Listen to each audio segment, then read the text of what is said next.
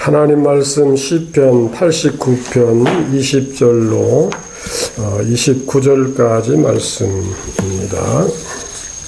오늘 말씀의 제목을 성실함과 인자함 이렇게 정하고 함께 은혜를 나누고자 합니다. 이 속에는 많은 것을 함축하고 있습니다. 그런데 이 말씀이 하나님께서 다윗에게 축복하실 때 우리는 축복이라고 하는 단어를 많이 쓰고 좋아하고 여러 가지 깊은 뜻을 가지고 있습니다만은 나의 성실함과 인자함이 그와 함께 하리라. 하나님께서 다윗을 축복하실 때 나의 성실함과 인자함이 다윗에게 함께 하리라. 이렇게 표현을 하고 있습니다. 이제 다윗의 생애는 우리 모두 잘 아니까 간단히 간추려서 오늘 말씀과 연관시켜서 생각해 보면은 다윗은 목동 생활을 하던 그런 생활에서 하나님의 특별히 선택을 받아서 이스라엘의 왕이 됐습니다. 위대한 왕이 됐는데 이 목동이 왕이 됐다고 하는 건 엄청난 큰 은혜입니다. 그런데 우리야를 충신이죠. 군인 충신을 적진에 보내서 죽게 만들고 우리야의 아내를 차지하는, 뭐 다 내막은 잘 아시니까 그렇게만 표현을 할게요. 그런 죄를 하나님 앞에 범합니다. 나단 선지자를 통해서 그 죄를 지적하고 하나님의 큰 징계와 심판이 임할 것을 예언합니다. 그런데 다윗이 위대한 것은 여러 가지가 있겠지만은 나단 선지자의 말을 하나님의 말씀으로 듣고 그 즉시 주저하지도 않고 이렇게 할까 저렇게 할까 이런 핑계를 댈까 저런 핑계를 댈까 이런 구멍으로 저런 구멍으로 빠져날까 그런 거 전혀 없이 즉시로 내가 죄를 지었나이다 하고 하나님 앞에 회개했습니다.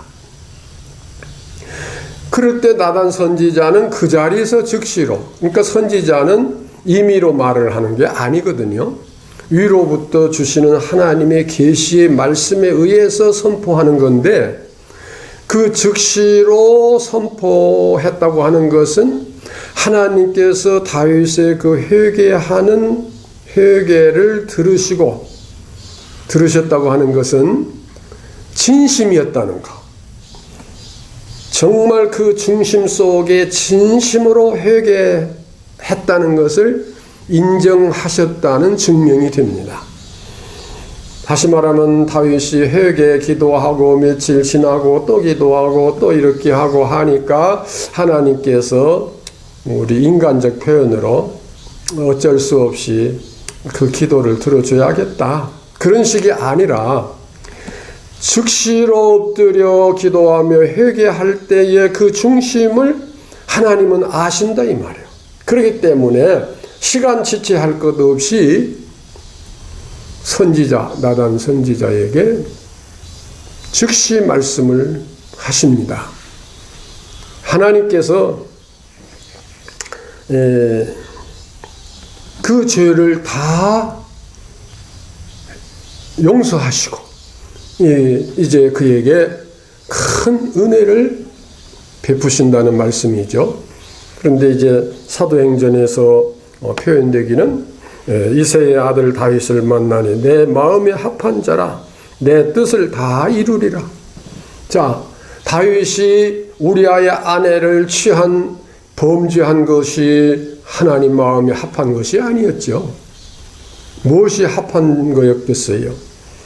나단 선지자의 책망을 듣고 그것을 하나님의 말씀으로 듣고서 즉시로 진심으로 회개했던 그 모습을 하나님께서는 이새의 아들 다윗을 만나니 내 마음에 합한 자라 내 뜻을 다 이루리라. 이렇게 선포를 하십니다. 그런데 그 말씀이 이제 오늘 읽은 본문 말씀에 시편 기자가 표현한 대로는 나의 성실함과 인자함이 그와 함께 하리니 내 이름으로 말미암아 그 뿔이 높아지리로다. 뿔이 높아진다는 것은 어떤 권세를 의미하는데 그 권세는 세상 권력 권세가 아니라 하나님께서 함께 하시는 권세, 온 세상을 정복하는 하나님의 권세, 그것은 바로 복음이죠. 그러니까 그 권세는 무엇으로 나타나느냐 하면은 다윗의 후손에서 누가 나타나요? 구세주이신 예수 그리스도가 나타나시는 것입니다. 그러니까 하나님의 그 성실하심과 인자하심, 이 하나님의 속성이 우리 인간적으로 생각하는 그 사람 참 부지런하고 어떻고 그렇게 이제 성실을 생각할 수 있지만은 하나님의 성실함을 달리 표현한다면은 크고 작은 모든 일, 또 처음부터 마지막까지 모든 일에 세심한 하나님의 관심과 하나님의 손길, 하나님의 섭리가 임한다고 하는 것입니다. 그러니까 다윗에게 하나님의 축복이 임한 것을 오늘 제목과 같이 표현을 했어요. 뭐라고 했어요? 성실함, 또 인자함. 성실함과 인자함이 다윗에게 함께하리라. 그 말씀을 조금 풀어서 설명한다면은 하나님께서 이제 다윗의 모든 일에 자그마한 일부터 큰 일까지, 사사로운 일까지, 중대한 일까지, 또 처음부터 마지막까지 모든 일을 살피시고 지키시고 보호하시고 인도하신다는 그 뜻의 함축입니다. 그리고 인자하심이라고 하는 것은 인자의 사전적 뜻이 마음이 어질고 자애롭다 그런 뜻인데 하나님의 사랑, 하나님의 자비, 그것을 인자하심이라고 말할 수 있는데 하나님의 사랑은 죽을 죄를 지었어도, 다시 말하면 다윗이 우리아를 죽이고 그 아내를 취하고 하는 것은 당연히 죽을 죄를 진 것입니다. 그러나 그 회개를 보고서 그를 용서하되 그냥 어떤 것으로 하자 하는 정도가 아니라 그에게 큰 은혜를 베푸시는데, 그 은혜라고 하는 것은 그를 통해서 하나님의 뜻을 다 이루게 하시되 후손에서 메시아이신 예수 그리스도가 탄생케 하셔서 인류를 구원케 하시는 하나님의 자비가, 즉 인애가, 인자하심이 그 속에 들어있다고 하는 것입니다. 제가 이제 오늘 이 말씀을 핵심적으로 강조하고 싶은 것은 우리도 하나님의 성실함과 인자하심을 받아들여서 함께 하셔서 나도 그 하나님의 크신 은총이 함께 하시고 내게서 이루어지는 삶이 되는 것이 이제 가장 큰 축복인데, 일반적으로 축복하면은 세상 사람들이나 또 일반 많은 사람들이 대박이 났대, 재산이 엄청나서 재벌이 됐대, 큰 감투를 쓰게 됐대, 뭘 성공했대, 그런 면으로 먼저 생각을 하지만 하나님의 참 축복은 하나님의 성실함이 내게 함께 하시는 것. 그러니까 이제 신약적으로 표현하면은 우리의 머리카락까지 세신 바 되시고, 우리의 앉고 서는 것을 주관하시고, 우리의 생사화복을 주관하시는 하나님, 그 하나님의 성실함이 우리에게 함께 하셔요. 그래서 우리가 그 성실을 받아들이면은 우리는 어떤 자세가 되느냐. 내가 어떤 큰 어려움을 당하고 실패를 하고 환난을 당했다 할지라도 이건 하나님의 섭리야. 하나님께서 하신 일이야. 하나님께서 하신 일이라면 이걸로 끝나지 아니하신다. 이 과정을 통해서 반드시 어떠한 결과를 이루어 주시는 분이시다. 그 성실함이 내게서도 함께 하는 것입니다. 그러니까 내가 이제 하나님의 성실함이 함께 하셔서 내가 무슨 집안일을 하는데 또 직장일을 하는데 열심히 잘한다. 물론 그것도 성실함이지만은 그 성실함을 내가 깨달았을 때의 그 자세는 어떻게 되느냐 하면은 크고 작은 모든 되어지는 일 속에 하나님의 섭리가 들어있고 하나님의 손길이 있고 하나님의 목적이 있다. 그러니 감사하자. 그러니 그 목적은 이렇게 끌어가시기 위한 것이므로 기뻐하자. 마치 욥이 큰 환난을 당해도 주신 자도 여호와시오 취하신 자도 여호와시오니 여호와께서 찬송을 받으실지니다 하고 그가 어리석게 하나님을 원망하지 아니했다. 그렇게 성경에 기록되고 있음 같이 오늘 우리는 코로나로 이런 일 저런 일이 생기고 때로는 정치로 인해서 이런 문제가 생기고 어느 누구의 무슨 부정 때문에 또 그 영향으로 우리가 이런 문제 저런 문제도 생기고 그럴 수도 있지요. 그건 또 크게 말하면 그렇게 될 수 있지만은 또 작게는 가정에서 이렇게 저렇게 친척이 어떻게 해서 또는 친구가 어떻게 해서 내가 이런 환난을 당한다. 그럴 수도 있습니다. 그러나 머리카락까지 세신 바에 하나님의 성실하심이 내게 함께 하신다면은 머리카락에 되어지는 즉 자그마한 일에 되어지는 것까지도 하나님께서 간섭하시고 계신다. 하나님께서 함께 하신다 하는 것입니다. 그것이 오늘 우리에게 주신 축복입니다. 우리는 그 축복을 볼 수 있어야 되고 깨달을 수 있어야 되고 그 축복을 통해서 다음에 연결되는 것을 볼 수 있어야 되는 것입니다.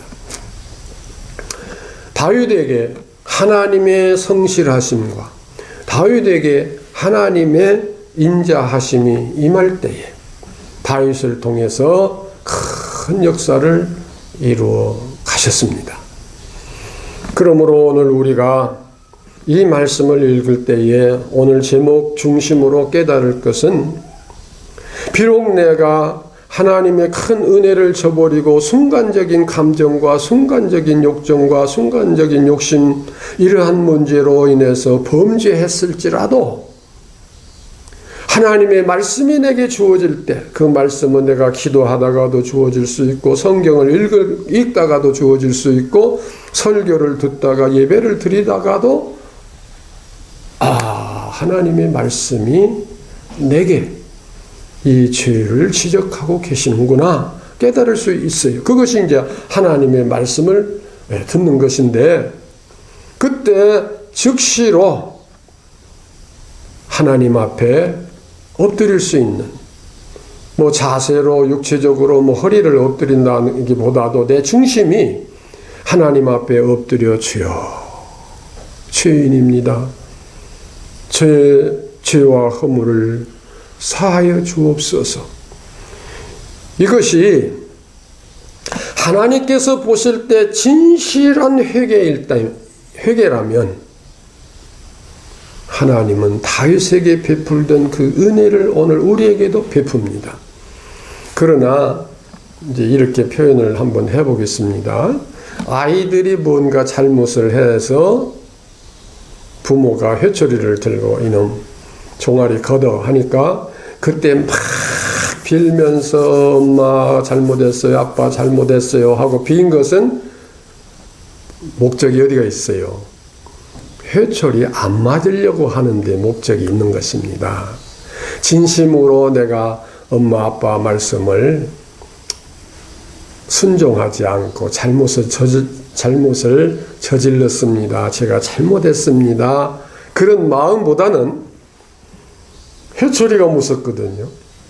그러니까 막 싹싹 빌면서 잘못했어요. 한 번만 용서해 주세요 하는 것이 애들의 심리인데, 그 심리는 어른의 심리로 말하면은 아이고 내가 그런 죄를 지었는데 이제 하나님께서 죄값으로 내게 어떤 심판을 하신다면, 내게 벌을 내리신다면 내가 큰일 났네, 어떻게 될까, 무서워서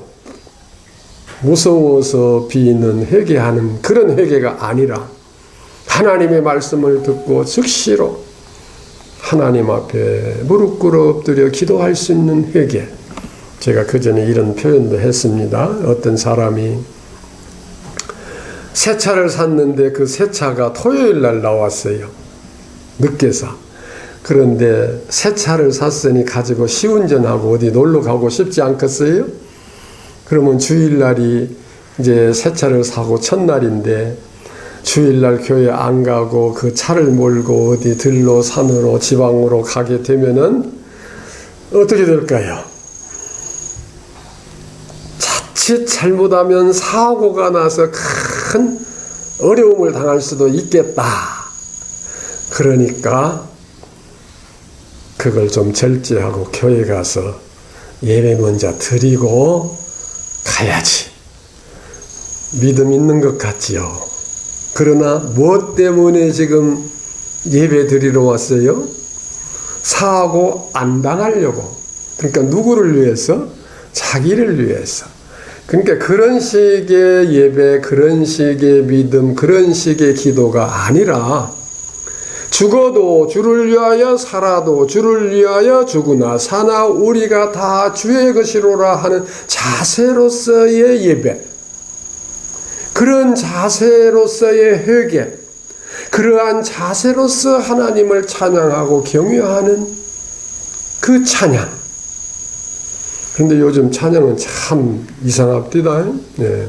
옛날 우리 어머니는요, 찬송가 1장에서 580장까지 다 알으셔. 그냥 다 가사만 보면 다 찬송을 하시거든요. 내 주를 가까이 하게 하면 모든 곡이 다 똑같아요. 그러나 우리 어머니 마음속에는 하나님을 찬양하고 그 가사를 기도와 같이 마음에 흥미하면서 그런 찬송을 드리는 그런 찬양이었는데, 요즘 가끔 기독교 방송을 통해서 찬양을 들어보면은 이게 가요인지 타령인지 찬양인지 구분이 잘 안 돼요. 그래서 거부감이 오더라고요. 뭐 음악 전문가들은 뭐 거기를 어떻게 했고 잘했고 뭐하고 평가, 음악적으로는 그렇게 할지 몰라도 우리 어머니께서 1장부터 끝장까지 어느 찬송을 선택해도 그냥 한결같이 부르시는 그 찬양만큼은 우리에게 은혜가 안 된다. 다시 말하면 우리가 하나님 앞에 진심으로 기도하고 회개하고 찬양하고 예배하고 감사하는 그런 자세가 될 때 하나님의 성실하심과 인자하심이 내게 함께 하셔서 나로 하여금 무슨 일을 하게 하시느냐, 하나님의 뜻을 이루게 하시는데, 하나님의 뜻을 이루리라고 하시고 그 뒤에 연결되는 말씀이 그 후손에서 누가 태어나요? 예수 그리스도가 태어난다. 다시 말하면은 인류를 구원하는 하나님의 그 구원의 역사 계획이 그를 통해서 이루어진다 이 말입니다. 하나님께서 예를 들어서 이렇게 표현해 볼까요? 하나님께서 우리나라를 정치적으로 새롭게 이 민족을 구원시키려고 하는데 누가 필요하겠어요? 대통령이 필요하잖아요. 나를 이 나라의 대통령이 되게 하셔서 이 나라를 새롭게 만드신다면 거기 제일 축복받은 사람이 누구요? 나지요. 왜? 나를 대통령 되게 해서 그 일을 하셨으니까. 내가 대통령이 됐다, 위대한 어떤 민족의 가장 권력자가 됐다, 한 나라의 우두머리가 됐다, 그런 축복이 아니라 나를 통해서 이 민족을 구원하셨다. 이 민족을 구원하시기 위해서 나를 대통령으로 이렇게 삼으셨다. 그와 마찬가지로 하나님께서 인류를 다 구원하시기 위해서 다윗을 통해서 그 일을 하셨다. 다윗을 통해서 그 후손 그 씨에서 메시아 예수 그리스도가 탄생케 하시는. 그러니까 성경 족보에 뭐라고 표현했어요? 아브라함과 다윗의 자손 예수 그리스도의 세계라. 거기 다른 사람 이름도 많이 들어가야 되지만은 아브라함이라고 하는 믿음의 선조와 다윗이라고 하는 하나님 마음에 가장 합한 사람, 아브라함과 다윗의 자손 예수 그리스도의 세계라, 이렇게 표현하고 있습니다. 그 이름 석자 거기에 들어가는 건 다윗이라고 해서 이름 두 자입니다만은 자기 이름 하나 들어갔다고 위대한 것이 아니라 그 이름이 하나 들어가기 위해서 거기에 어떤 깊은 뜻이 연관되어 있느냐 하는 것입니다. 하나님께서 오늘 이 시대에 우리 비록 이름 없고 우리 약하고 부족한 우리지만 우리를 하나님께서 들어서 쓰셔서 하나님의 계획하신 뜻을 이루실 때 이게 우리의 가장 큰 축복이에요.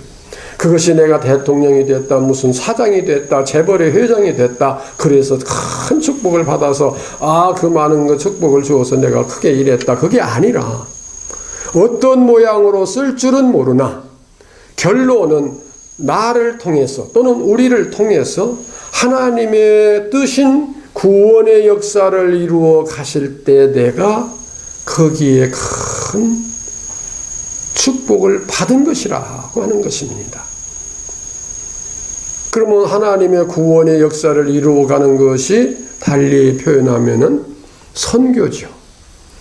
우리는 오로지 지금 선교를 위해서 기도하고 계획하고 선교를 위해서 준비하고 선교를 위해서 모든 것을 지금 생각하고 기획하고 준비하고 어떠한 일이 어떻게 이루어져야 되고 거기에 모든 초점을 맞추고 있지 않습니까? 우리 교회는 선교 중앙교회. 이것이 선교를 위해서 모든 것을 거기에 집중하고 집약하고 거기에 포인트를 맞출 수 있는 이것이 오늘 우리에게 주시는 큰 은혜라고 하는 것입니다. 하나님의 성실함과 인자함이 다윗에게 주어지므로 다윗을 통해서 큰 구원의 역사를 이루는 큰 대들보가 되게 하심같이 오늘도 우리에게 하나님의 성실함과 인자함이 임해야 돼요. 어떤 때 비록 실수하고 범죄하고 잘못했을지라도 하나님 앞에 진심으로 회개하고 하나님 앞에 진심으로 나와 엎드리고 하나님 앞에 진심으로 예배를 드리면 우리에게도 성실함과 인자함을 내려주시는 것입니다. 숫자가 많고 적음이 문제가 아니에요. 우리가 무슨 권력이 있고 빽이 있어서 중요한 게 아니라 내가 재산이 얼마나 많고 내가 학력이 얼마나 되고 내가 세상적 지위를 어떻게 갖고 있느냐가 문제가 아니라 내가 하나님 앞에 어떠한 태도를 가지고 있느냐. 다윗과 같은 태도. 이새의 아들 다윗을 만나니 내 마음에 합한 자라 하신과 같이 선교중앙교회의 아무개를 만나니 내 마음에 합한 자라. 하나님께서 우리를 그렇게 인정하시고 우리를 그 길로 구원의 도구로 사용하시려고 우리를 이끌어가고 계실 때 이게 가장 큰 은혜라고 하는 것입니다. 우리 모두에게 하나님의 성실함과 인자함이 함께 하시기를 주의 이름으로 축원합니다. 기도하십시다.